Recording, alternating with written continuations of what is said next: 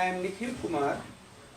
I am professor in the Department of English, Veer Kumar Singh University, Ara, in Bihar, in India. Today, I will take up discussion on the gender discrimination as an issue of the separativity of consciousness.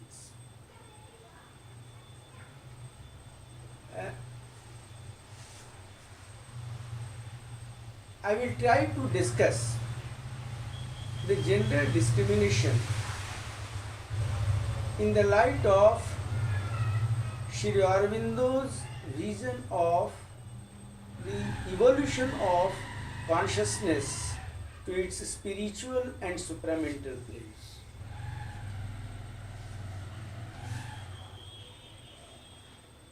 It is important because Sri Aurobindo is the evolutionary breakthrough in the evolution of matter which is going on this earth. He is an evolutionary breakthrough because we find the emergence of the transcendent divine consciousness, D capital C capital, transcendent divine consciousness in him. Such manifestation is very much clear in all his important works, such as the Life Divine and his epic Savitri.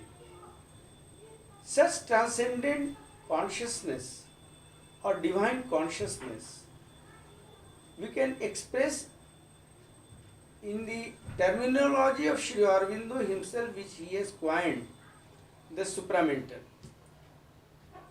He is the first man on this earth who was born with the supramental consciousness, the truth of which we find in all his literary and yogic writings. Therefore, it is imperative for us to examine the issue of gender discrimination in his yogic discovery of the evolution of consciousness to its spiritual and supramental planes. A movement took place in 1968 in New York. Later on, such movement coincided and coupled with the feminist movements also. So, on an investigation of the events which took place there and on the basis of our day-to-day experiences in life, the gender discrimination is essentially a matter of the divisiveness, or to say the separativity of consciousness. So, there is a need to evolve from the plane of this separativity of consciousness. In fact, the very discrimination itself, whether it is on the ground of gender, or on the ground of caste, or on the ground of religion, or on the ground of race, or on the ground of, or we can say on the ground of regionalism, whatever we may, the word we may use it for this very regionalism. All these things are the manifestation of the separativity of consciousness. The very discrimination itself is the manifestation of the divisiveness of consciousness. So there is a need to evolve to the planes of spiritual consciousness, where there is the realization of the existence of one transcendent divine. One transcendent divine is in fact the one transcendent divine integral consciousness.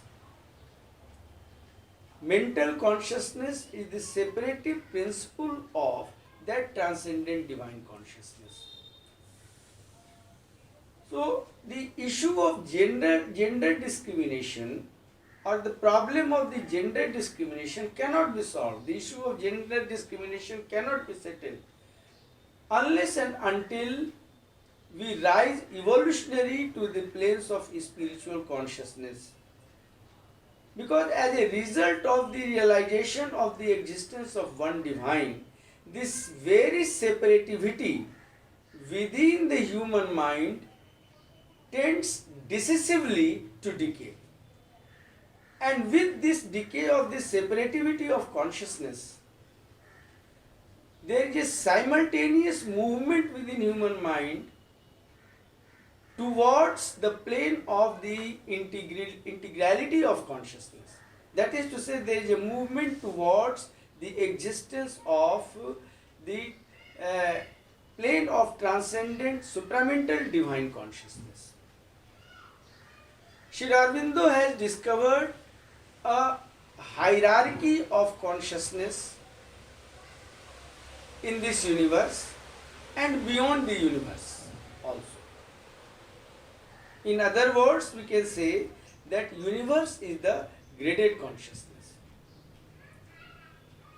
In fact, consciousness is the basic thing in existence, the most fundamental thing in existence. So much so that consciousness itself is existence.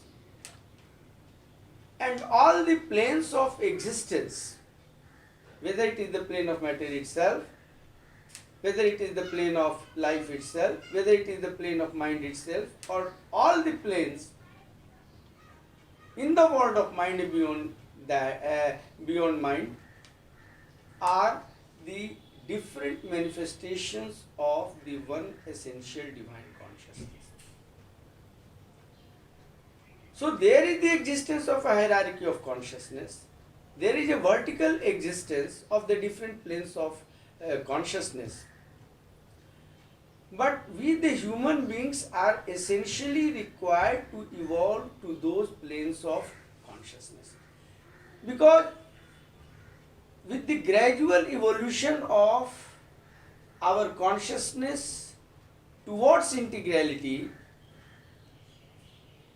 we shall be able to discover the oneness among all the human beings in particular and among all the living creatures.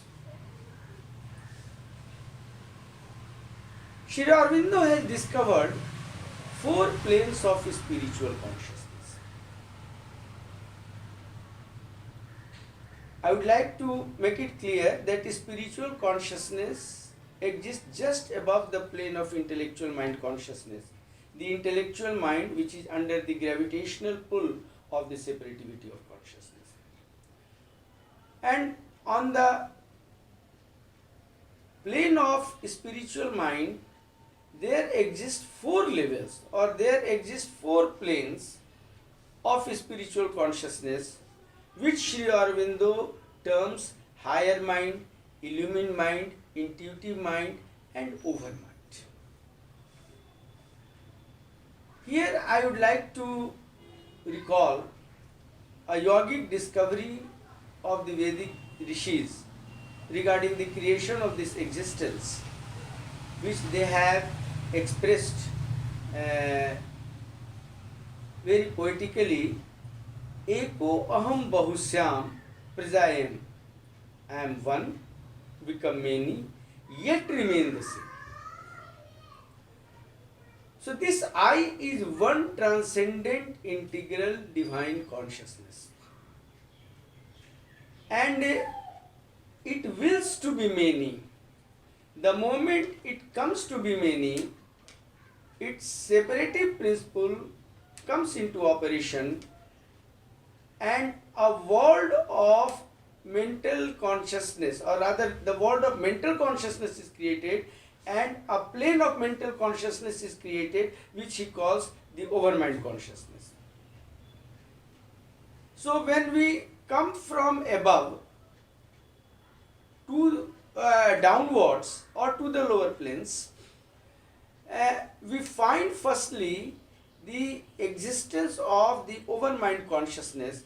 It is the highest plane or the first plane. If we come from above to the lower ones, it is the first plane of spiritual consciousness, this overmind consciousness. But from the point of view of the evolution of consciousness, overmind consciousness is the summit of the spiritual consciousness on the plane of mind.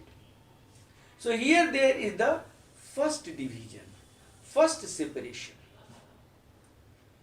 This is a cosmic consciousness.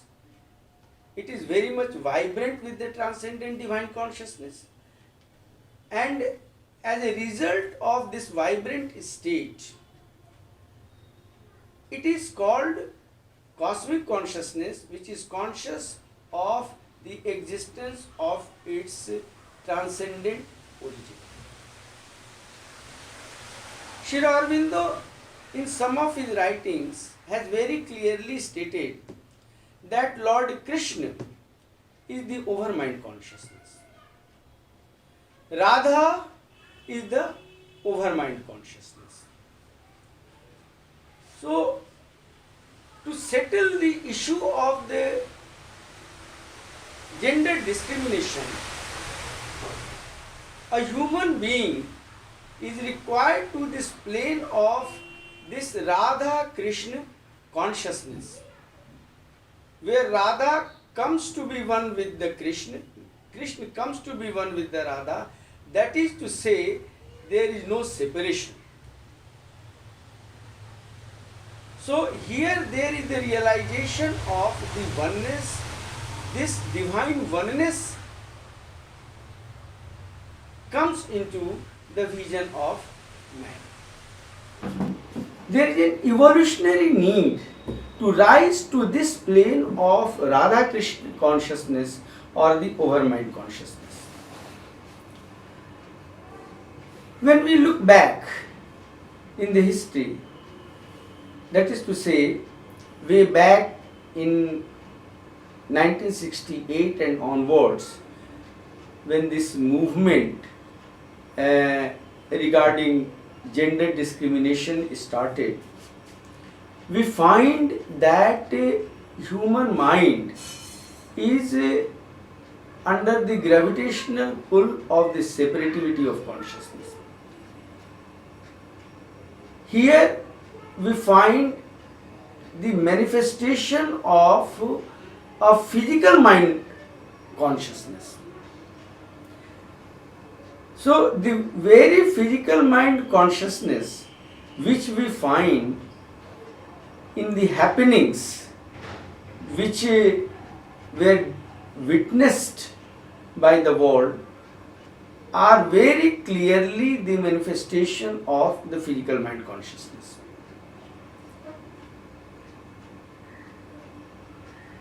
Lesbianism, homosexuality, heterosexuality, all these things are clear manifestation of the physical mind consciousness.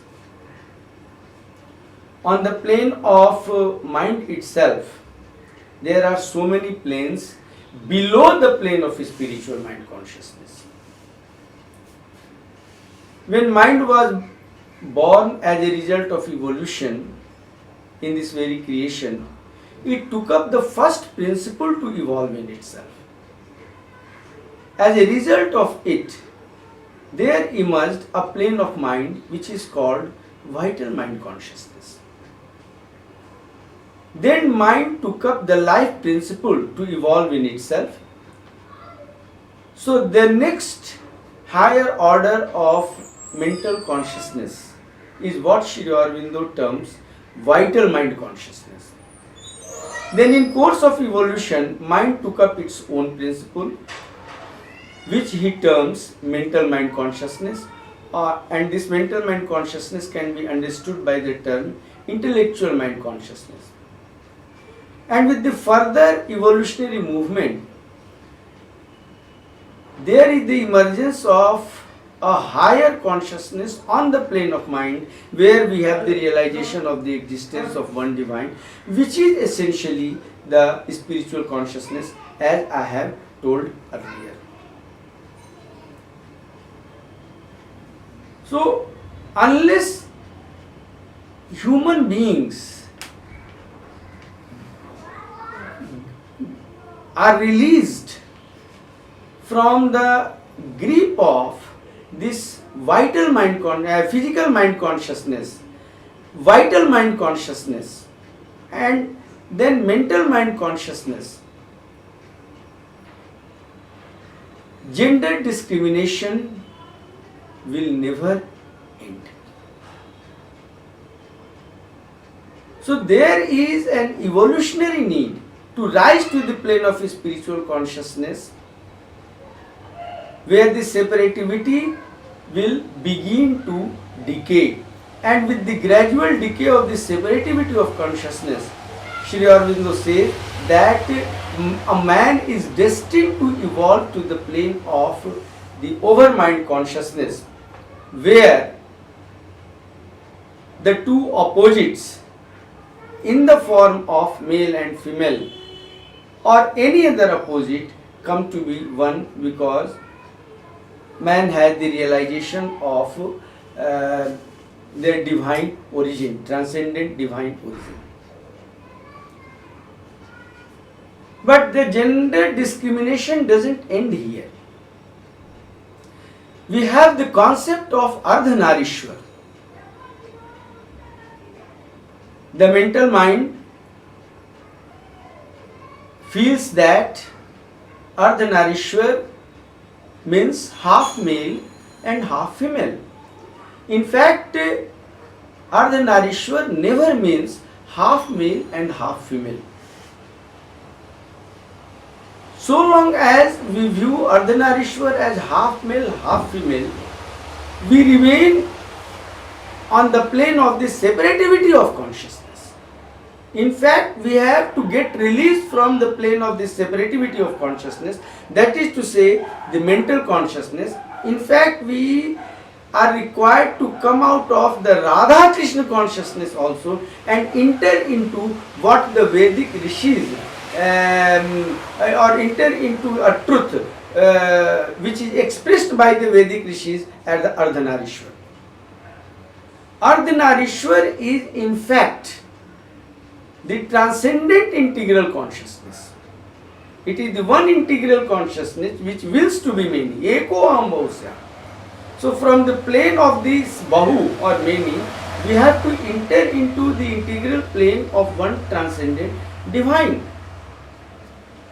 So the word Ardhanarishwar was coined by the Vedic rishis to express this one transcendent integral consciousness, which is the infinite consciousness, because Vedic rishis were essentially the men of mental consciousness. Of course, they were on the highest plane of spiritual consciousness. Sri Aurobindo finds them to be men of overmind consciousness. But because essentially this divisiveness was there, separativity was there, they could express the truth of that infinite consciousness in the mental term. So they use the term Ardhanarishwar. We have a poem of Blake which will make the thing clear. In one of his poems, The Tiger and the Lamb, the poet says that there is a hand which has created a very ferocious, very wild creature, tiger. And the same hand has created a very innocent creature in the person of lamb. So when we put these two creatures together, they manifest two contradictory realities. The poet wants to know what is the very stuff of that hand which has created these two opposite creatures, tiger and the lamb. He wants to know whether the basic stuff of the hand which has created these two opposite creatures is essentially the stuff of tiger or of the lamb. But finally William Blake arrives at the conclusion that it is neither the stuff of, or the hand which has created is not of the stuff of the tiger, nor it is of the stuff of lamb. It is the stuff which is transcendent in nature, that is integral in nature, and it has given birth to two opposites. So here there lies the true vision of the Ardhanarishwar. So unless this divine evolution takes place into the consciousness of Ardhanarishwar or into the truth of the Ardhanarishwar, this gender discrimination will not end. We are on such a plane of the evolution of consciousness that all these things look something very impractical, something very grotesque, something very absurd, something very bizarre. But all these things are result of the fact that we are on a very lower plane of consciousness. We have to realize, at least intellectually, that evolution is going on. The fact of evolution has been established by the scientific world. Darwin has established the truth of evolution. Of course, he speaks of the evolution of species. But when we look into a scientific finding which took place in the beginning of the 20th century, rather something around 1921 or 22, something like this, there is a discovery of probability wave in the quantum theory. Probability wave is a tendency which is created by the movement of the thought of the experimenter. When the experimenter looks at the subatomic plane of consciousness and observes a particle and finds that it has some wave feature, the very particle converts into wave. And when he looks at the wave and finds that some features of particle is there, the wave is converted into particle. So at the deeper level, it was found that as a result of the change of the thought, a tendency is created, and that very tendency congeals into electron, photon, then matter, and later on we find the evolution of life out of matter, then mind out of matter, then higher planes of consciousness. So we have to take notice of these scientific discoveries, and this scientific discovery discloses the a priori existence of the four planes of spiritual consciousness, and finally the transcendent plane of consciousness, for which we shall use the term supramental consciousness. So we shall feel very conclusively, rather we find very conclusively, that there is an urgent need for evolving ourselves to the higher planes of spiritual and finally the supramental consciousness to bring about the end of gender discrimination. That's all. Thank you.